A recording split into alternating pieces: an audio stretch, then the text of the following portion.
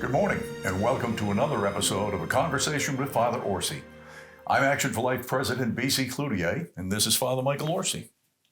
Morning, Father. Good morning, my friend. Beautiful day. Man, they're all beautiful. In Florida.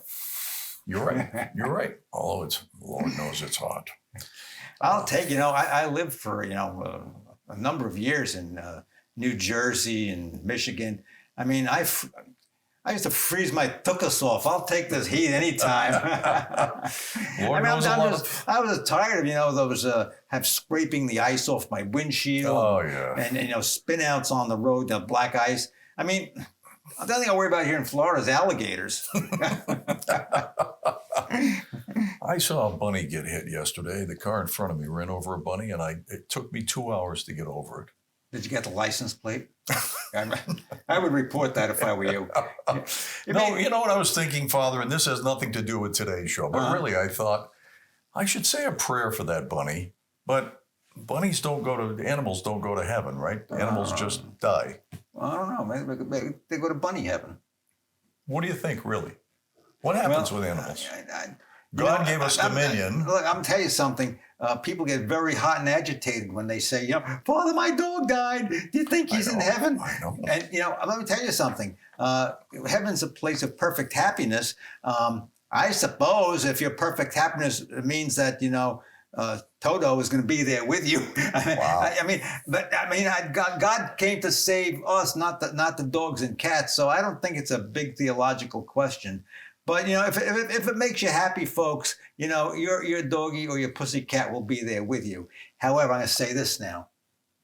Christy Nome shot the dog. All right. Now, what do you think happened? Did the dog, go to heaven, or is Christy Nome going below? I mean, now, BC, these are the issues of the day. You're right.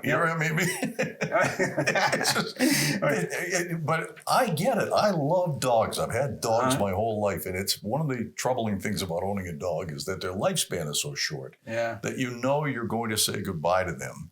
And it is a nice thought that maybe all my dogs would be there with me in heaven, presuming I ever get there. Yeah. If it makes you happy, I'm sure that God will provide. How's that, folks? I'm just, caviling around this issue.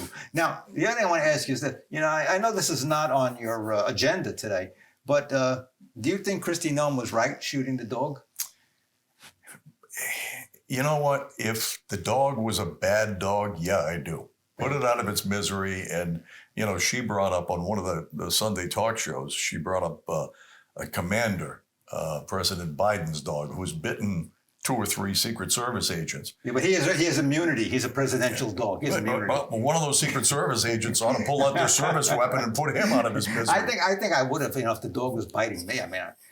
But really, there are bad dogs, right? And I think putting an end to their life is appropriate. Well, yeah, couldn't just put it down with an injection. Well, I guess you could, but a gun's easier. It's easier. But, and again, I never lived on a farm. I never had, to have work animals, work dogs and all that stuff. My dog was just like my friend. Right. And I suppose it's a different mindset. However, I'm going to say this, folks, and I mean this very seriously. I think it was imprudent in this day and age to put that in the book. To put it in the book. Yeah, to put it in the book. Why are you going to stir up a hornet's nest with all these people that, just love love animals to death and say you should never kill a dog? That's my opinion. Christy marches to the beat of her own drummer, Father. I guess so. By this time, this show is being aired right now. We'll see if she becomes vice presidential choice or not. Well, the whole thing might blow over, but I don't think so. We'll see. I don't think so. Now, speaking of death, we're going to talk about Amendment 4, Florida Constitutional Amendment 4. Why are you agitating me so early in the morning? This amendment, Father, is even if you are pro-choice, and I realize some of our viewers are probably pro-choice, this is a bad amendment, and I'd like to spend some time talking about why. All right.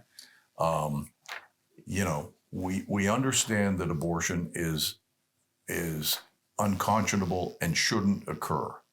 But there are a lot of people that disagree with that. Yeah. And as you have said in the past, you can't let the perfect get in the way of the good. in the way of the good. Right. Right. So the compromise is probably appropriate. It certainly is in many different issues. The problem with Amendment 4, as it's written, and by the way, it's called the Amendment to Limit Government Interference with Abortion.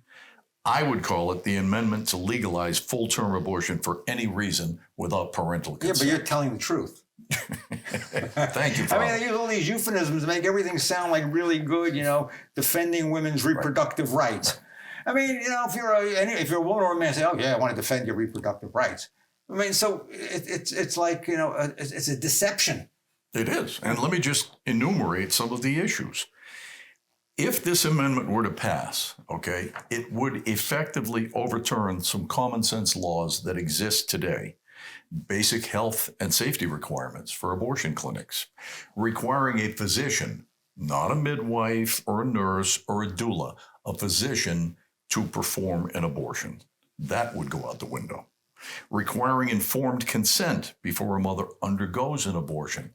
We talk about sex trafficking on this program periodically, and these pimps bring their girls in to Planned Parenthood and order up an abortion because they're no good when they're pregnant. They can't produce as much. Right. Requiring parental consent before a minor can have an abortion. Consent, not informing a parent, because as someone pointed out to me recently, a girl goes in for an abortion, a minor girl, and she says, oh, here's my mom's cell phone. You can call her. And the clinic calls her best friend and says, is this Mrs. So-and-so? And the person on the other end of the cell phone says, yes, it is. I want you to be aware that your daughter's going to have an abortion today. And the girlfriend says, oh, sure, that's fine. Thanks for calling. Right? I think it goes further, BC. I think it's the parents have to be informed, but they don't have to consent. That's what I'm saying. Yeah. It removes the consent. Right. And oh, wait, hello, Mrs. So-and-so, your little girl just had an abortion. Right. Oh, thank you very much. And it's going to abolish certain laws that we have in the books in Florida that prohibit public funding of abortion, which is a common sense thing. So for that reason, I'm voting no, and I hope you are too. Yeah. Now, folks, we talked about this in the past, maybe a month or two ago. I don't remember. Father O is getting old. We'll be talking about it a lot more between now and Election Day. But, this is a serious issue. Yeah, the way it's constructed is convoluted. At best, we could just say it's convoluted. But the bottom line is that this is unlimited abortion. We're making Florida, New York, and California. And look, we have that old expression down here, folks. Don't New York our Florida. Right. And we don't want an abortion law like this that legalizes abortion up until birth. Until birth. Now, the other side, Father, as you know, argues, oh, no, that's not true. It's viability. Well, first of all, viability is fungible. Right. But that aside, it says if a healthcare professional determines that the mother's health is in jeopardy, then the abortion can occur anytime Who's the up to healthcare birth. professional? That's exactly Who's right. the healthcare professional? You know what that? It doesn't mean doctor. It could mean you're A staffer at the abortion clinic is a healthcare professional. or the person that reads your crystal ball and says, oh, you better have an abortion. That's my healthcare provider. Tattoo artist. Yeah, They're licensed. that's right. These are healthcare providers. That may be a little extreme. I probably shouldn't. Well, but, all right. I mean, there are a lot of healthcare providers. A home health aid is a healthcare provider. Right. I have a healthcare provider. What does that mean? What does that mean? In the old days, you would say a doctor has to. But, a good doctor wouldn't agree to an abortion because they followed the Hippocratic Oath. What did they do with the old Hippocratic Oath? They just took out abortion as being wrong. And doctors would never perform an abortion because a doctor is to preserve life, not to take away. Do no harm. Right. Yeah, that's... So this Amendment 4 is, folks, it's despicable. And I'm going to tell you this right now. If you are a Christian and you vote for Amendment 4, you're jeopardizing your soul. You're jeopardizing your soul. And that goes for Catholics especially. It's a mortal sin.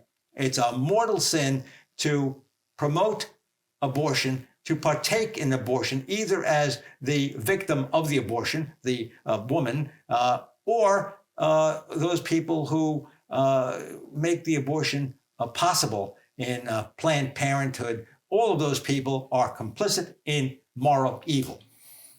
And unfortunately, Father, morality has taken a backseat in this Amendment 4 issue to dollars and cents. You look at Planned Parenthood, and Planned Parenthood in Florida has been extraordinarily successful in the past few years because all of the states surrounding us pretty much banned abortion. So we had a bunch of women coming to Florida for abortions. Yeah. And Planned Parenthood doesn't want to jeopardize that income stream. Abortion tourism, they call it. They're just bringing people from other states here to Florida. And the funders of this amendment, this proposed amendment, Planned Parenthood, the ACLU, one of the big unions, Service Employees International, I believe. Like CQ? CEIU, whatever. Yeah. And then there's a couple of others in there that I actually Googled the others. Mm-hmm. They're nothing. They're probably websites that were made up to pretend that they support this amendment. Sure. It's bad law. I don't know what else you can say. Yeah, I think you hit upon something very important, morality, and it is an offense against human morality. It's amazing to me, folks. I've spoken about abortion in church numerous times, and invariably you'll have some people walk out because you'll say that abortion is murder of child. It's also an offense against the mother of the child because it's at a weak moment in her life, scared, confused, and you're going to do something that she's invariably going to regret later on in life. So you get people that they walk out and then they say, that's politics. You're talking politics. No, I'm not. I'm talking morality. And if the church does not speak to what is going on politically insofar as the politics is being fed by morality or immorality, the church is not doing her job. Agreed. So, I mean, to think that, he's talking about, a political issue here. I don't want to hear his politics. That isn't my politics. That's God's law. You don't like it. You don't belong in church. I don't know where you belong. I mean, you're out of your mind if you think that we can't talk about moral evil in church. It happened, certainly it didn't happen enough in Nazi Germany. The churches didn't talk enough about a moral evil. Right. I mean, I don't know what church you want to go to that doesn't challenge you to say, there is a right and there is a wrong. I don't know. And I mean, much of what's missing in America, we talk about different things every week. A lot of what we talk about circles back to a lack of morality or relaxed moral standards. Sure. And so I applaud you for the stand you have always taken on this issue. And yeah, we know there are people that are not happy with your homilies and think that you're overly political and, blah, blah, blah. Look, Father, this is not about it's not the Father Orsi Admiration Hour. Well, that's okay. Continue. But I will tell you that I think there are an awful lot of people who appreciate the fact that you are willing to tell the truth, and sometimes that gets you in hot water. Well, if you can't take the heat, as Harry Truman said, stay out of the kitchen. That's what he said. And it is the job of clergy to do their job, because in the end, I'm not answering to the congregation. I'm not. I don't care if you like me, you don't like me. I got to answer to God. I'm doing what God wants me to do. I am trying to speak the truth. And let me tell you this. This is for you folks, and even if some of you pastors who might, be watching what I have to say, because you're going to want to talk to your people about what I have to say. I'm serious about that. You should talk to people about what I have to say about these issues. You should be flattered when people walk out on you. You've hit the nerve, all right? And that means you said something that evidently resonates with them. And if the truth is bothering them, then maybe there's a chance that they'll think about it and maybe they'll reevaluate their behavior. There are other things, of course, if a pastor is out there and he's preaching, or she, preaching, racism or anti-Semitism, walk out on that. Walk out on that. But when a pastor is talking about biblical principles, and that's disturbing you, well, you got a lot of thinking to do when you go home. Good point. We'll be back right after this. Glenn Beck is coming to Naples on October 30th. This is your once-in-a-lifetime opportunity to get up close and personal with renowned author, broadcaster, and political commentator Glenn Beck. Enjoy elegance, education, and enlightenment as Glenn Beck and Father Michael Orsi engage in a highly anticipated dialogue on stage at the beautiful Naples Grand Beach Resort. Get tickets today with an early bird discount at actionforlife.org/events.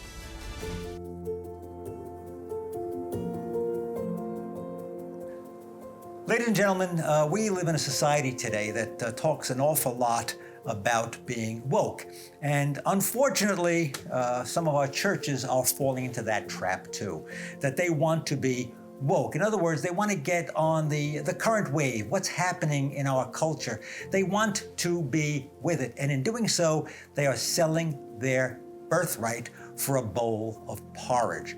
What do I mean by being woke? Sometimes churches have said, we are now welcoming communities. And that means basically, hey, anything goes here. I'm okay, you're okay, come on in. No, the churches must challenge us using the gospel as our guide as to what is good and what is right for human beings. So if you go to a church that's woke, I would suggest that you get woke and get out, because that church is not doing you or your family any good. But for the moment, I'd like to talk to you about the expense of airing this program. Many people don't realize how expensive it is to produce this program and to get it on the air. Would you care to guess? It's about $3,000 per week. We think that's a reasonable expenditure, but obviously it's an expensive one. So we need to ask for your help. If you'll go to actionforlife.org and click on the donate button, it would be greatly appreciated. Now, you can donate once or you can donate each month, and we certainly have viewers who do both. We appreciate that. Please take time now to visit actionforlife.org and click on the donate button. Thank you so much for your support, and may God bless you always.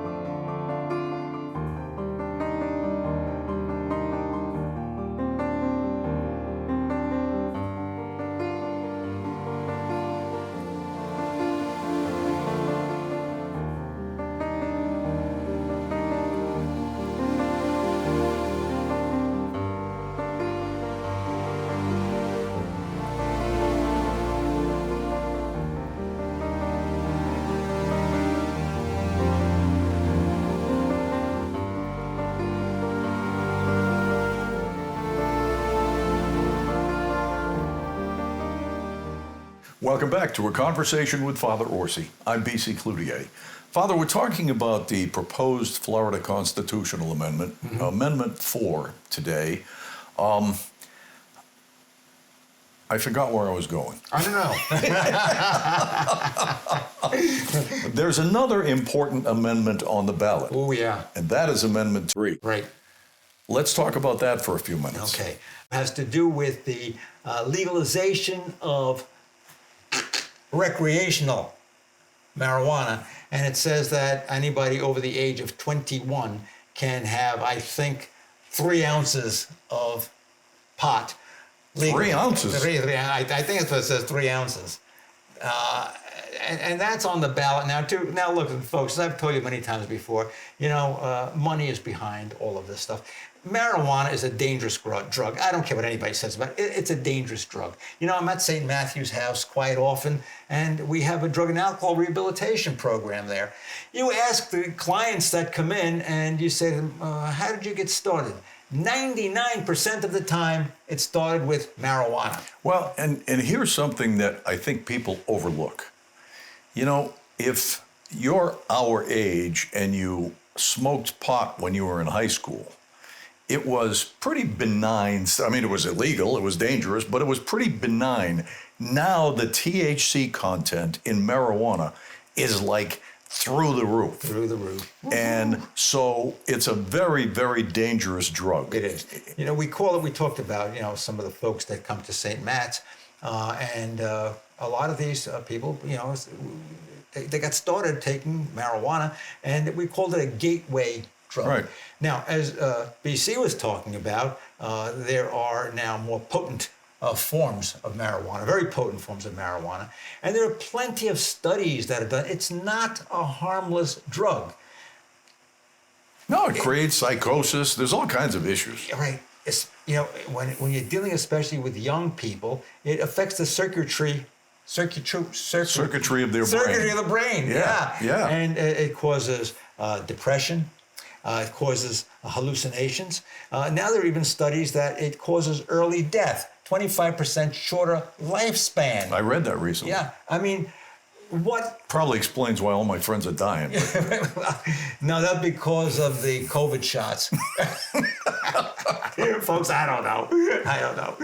But I mean, do you see how dangerous this drug is, what it can do to a person, and how it can emotionally disturb a person, and how it can change their brains, and it can really affect the rest of their lives because they become more and more addicted to the drug. Now, let me say this. The Biden administration is also trying to reduce the level of caution regarding marijuana. So it's a level 1 drug right now, where it says it's just as addictive as heroin. Yeah. All right. And want to reduce it down to a level 3 drug, which says, well, it's not that bad. Addictive as lollipops, I think that is. Yeah. I mean, as folks, if you go to a healthcare professional, whatever that means, and they say to you, marijuana used to be, number 1 level drug because it was very addictive, but now we don't think it's that addictive anymore. So it's not quite as bad. So let's, just take a little bit of it. I mean, folks, if something is bad for you, something is bad for you. I don't care what level it is. They want to stop cigarettes. All right. Why is it okay to stop cigarettes? I mean, because they're so dangerous. And now what you want to do is you want to legalize pot, which is more addictive than cigarettes and more dangerous than cigarettes. Let me point out, here in Florida, we already have legal medical marijuana. Right. So for those people who believe that marijuana helps them, and there are studies that say it really does, right? They already have what they need. Why should we introduce yet another form of medication in the form of recreation? Right. We already have alcohol problems. As you pointed out, cigarettes are a real problem. Why would we introduce yet another vice? Money. I get money. There is, the medical, the recreational marijuana lobby. They're out there, and they are funding this. I think about $54 million. Big money. Yeah, are coming into the state because of people that are growing marijuana. You know how much has been allocated so far to defeat this amendment? How much? I don't know. About $4,000. That's what, $4,000. All right. $4,000. All right. So these are the big medical marijuana companies. There are a lot of people with a lot of investment in marijuana farming, and this is what's motivating this. They don't give about you, your children, or the rest of society, because the rest of society can smoke all the pot they want, get all potted up, and then what happens? They're no longer responsible human beings. They're sick, They're mentally addled by the drug that they're taking. That's what the problem is with this. But a lot of people are going to be, oh, there's nothing wrong with it. A little bit of pot, that's okay. I'm for freedom to do whatever you want to do. Folks, don't be fooled. This is a dangerous drug. It is a drug that can cause serious mental problems to you. And I guess there's secondary smoke involved here too. If you're just blowing the stuff around your house, your kids are going to whiff it up too. Hopefully that's not happening because, you know, secondary smoke, you can get high from the secondary smoke. Yeah. Right? So I remember when I was a mere youth in college and going to a movie theater out in Jericho, Long Island. And you would just get high walking into the theater. It was all smoking pot all over the place. You know, but that was the mild stuff, I think. In the 70s, I promoted concerts, and everybody was smoking weed, and so I'd be up in the press box, up high in an arena, and that stuff would just be wafting up. Yeah. Police couldn't do anything about it; they just had to ignore it. Right. Individually they could deal with it, but not when you had a crowd of 8 or 10 or 12,000 kids. And they're putting this stuff in candy and then cookies. Oh. All right, so all of a sudden now you say, well, it's only for 21-year-olds. Yeah. So is alcohol. Yeah. And how many kids do we know are drinking?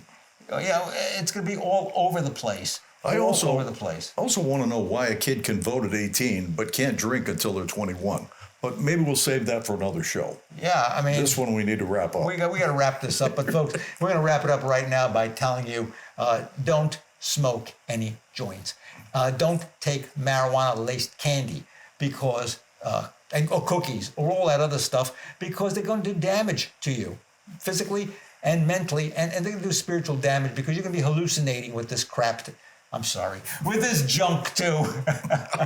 And don't get fooled. Don't get fooled. And you can even find the big politicians pushing this stuff. I mean, I'm going to tell you one more thing before we end this show. Okay. Remember John Boehner? He was the Speaker of the House. Yep. Oh, he was against marijuana. Lives in Marco Island. Yeah. And then all of a sudden he leaves office and he becomes the spokesman for marijuana. The marijuana lobby. Come on, who's kidding whom, folks? Who's kidding whom? It's money, and money is the root of all evil, and that's what this is. It is evil. People promoting it are evil. Let me just remind you, vote no on Amendment 3. Vote no on Amendment 4, please. Thanks for joining us. We hope to see you again next week, same time, same place. Until then, I'm BC Cloutier, wishing you a great week and a blessing from God.